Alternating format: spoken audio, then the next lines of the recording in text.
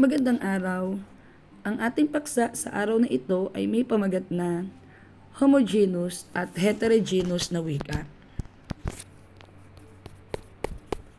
Narito ang inaasahang matututuhan ng bawat isa pagkatapos ng talakayan. Una, nailalahad at naipaliliwanag ang pagkakaiba ng homogeneous sa heterogeneous na wika. Ikalawa, naiuugnay sa realidad ang mga konseptong tinukoy. Ikatlo, nakapagbibigay ng halimbawa kaugnay sa konseptong binanggit ukol sa wika. Bago tayo magpatuloy ay nais ko munang magbalik-aral tayo. Ano nga ba muli ang tinatawag na unang wika? Pangalawang wika, monolingualismo, bilingualismo, at multilingualismo.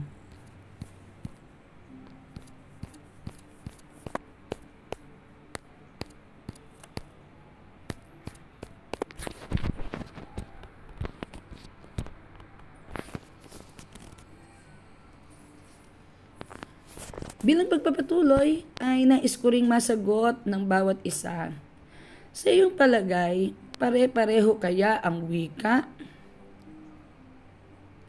O magkakaiba? Paano mo ito nasabi? Saan kaya nagkakatulad o nagkakaiba ang mga wika? Sa wika, may tinatawag tayong homogeneous at heterogeneous na wika. Ang pagiging homogeneous o heterogeneous ng wika ay tumutukoy sa pagkakaroon ng iisang forma o standard ng anyo nito o kaya pagkakaroon ng iba't ibang forma o variety. Ayon sa Merriam-Webster Dictionary, ang salitang homogeneous ay nagmula sa salitang Griego na homogenes, mula sa salitang hom na nangangahulugan ng uri o klase at henos na nangangahulugan ng kaangkan o kalahi. Kung gayon, ang salitang homogeneous ay nangangahulugang isang klase mula sa iisang lahi o angkan. Kung ilalapat sa wika, tumutukoy ito sa pagkakaroon ng iisang anyo at katangian ng wika. Mahalaga ang language uniformity o ang pagkakaroon ng iisang standard ng paggamit ng isang partikular na wika. May palagay ang ganitong pagtingin sa wika na may nag-iisang tama at angkop na paraan lamang ng paggamit ng wika at may mga katangiang matatagpuan sa ideal na tagapagsalita nito. Halimbawa, makikita ito sa mahigpit na pagtuturo ng mga gramatikal na istruktura at patakaran ng kung ano ang standard na Ingles o Filipino sa loob ng mga paaralan. Sa kabilang banda, maaaring magkakaiba-iba ang paggamit ng isang wika batay sa iba't ibang salik at kontekstong pinagmulan ng nagsasalita nito. Dito papasok ang pagiging heterogeneous o pagkakaiba-iba ng uri at katangian ng isang wika. Nakapaloob sa palagay na ito ang iba't ibang konsepto ng dialectical na baryasyon sa wika. Halimbawa, maaaring magkaroon ng magkakaibang forma at uri ang wikang Ingles batay sa iba't ibang grupong ng taong nagsasalita nito. Ibang-iba ang punto at pagbubuo ng salita ng mga taong nagsasalita ng British English, American English, o kaya ay mga third world Englishes gaya ng Finnish o Filipino English, Singlish, Singaporean English, o kaya ay English, Indian English, kabaliktaran ng homogeneity sa wika.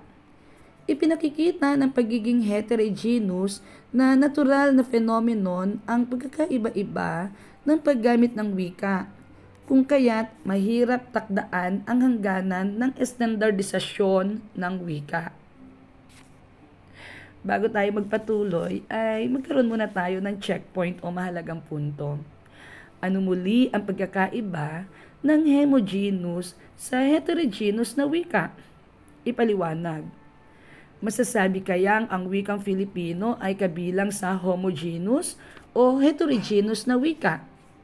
Ipaliwanag.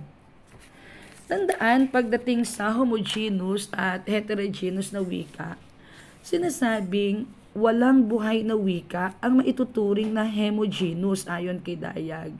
Dahil ang bawat wika ay binubuo ng mahigpit o ng mahigit sa isang variety. Masasabi lang kasing homogeneous ang wika kung pare-parehong magsalita ang lahat ng gumagamit ng isang wika ayon kay Paz. Subalit, hindi ganito ang wika sapagkat nagkakaroon ito ng pagkakaiba-iba sanhi ng iba't ibang salik panlipunan tulad ng edad, hanap buhay, o trabaho, antas ng pinag-aralan, kasarian, kalagayang panlipunan, rehiyon, o lugar, pangkat etniko o tinatawag ding etnolinguistikong komunidad kung saan tayo'y nabibilang, at iba pa. Ipinakikita ng iba't ibang salik panlipunang ito ang pagiging heterogeneous ng wika. Ang iba't ibang salik na ito ay nagre-resulta ng pagkakaroon ng iba't ibang variety ng wika. Bukod dito, meron tayong tinatawag na lingwistikong komunidad. Ang lingwistikong komunidad ay isang termino sa sociolinguistics na tumutukoy sa isang grupo ng mga taong gumagamit ng iisang uri ng variety ng wika at pagkakaunawaan ng espesipikong patakaran o alintuntunin sa paggamit ng wika. Gayon din, nagkakasundo ang mga miyembro ng lingwistikong komunidad sa kahulugan ng wika at interpretasyon nito, maging ang konkretong kultural na kaakibat nito.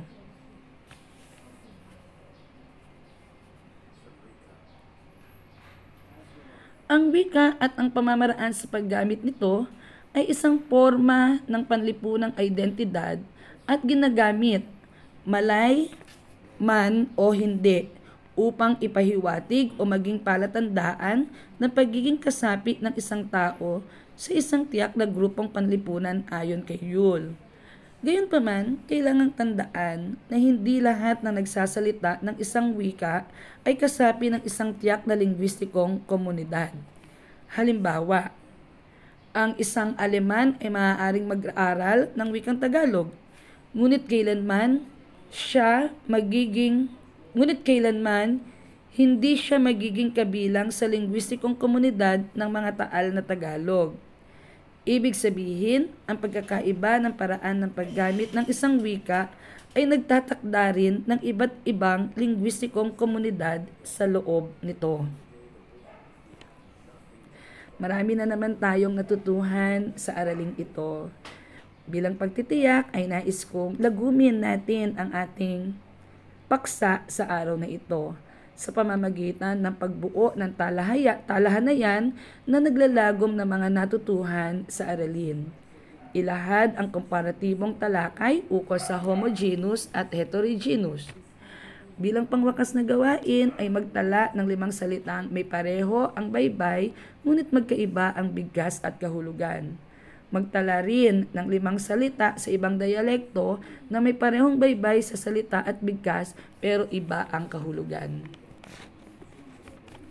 Maraming salamat. Hanggang sa muli. Mabuhay.